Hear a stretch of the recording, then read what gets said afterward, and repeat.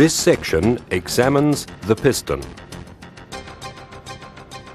The piston, with its connecting rod and bearing, transfers the force of the combustion and expansion of the power stroke to the crankshaft.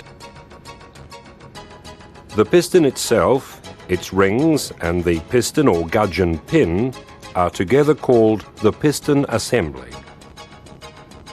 The cutaway shape on this piston allows it to clear the counterweights on this rotating crankshaft. The shape of the piston crown depends on the shape of its combustion chamber and its compression ratio. The piston crown may be flat, concave, dome or recessed.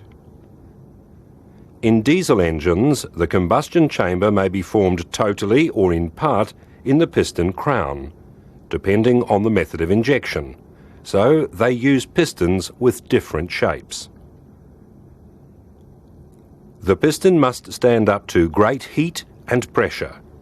It must also change direction from about 10 times a second up to hundreds of times a second.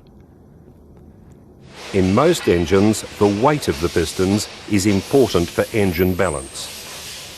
This is why pistons should only be replaced in matched sets. Some pistons are forged, while others are cast aluminium alloys.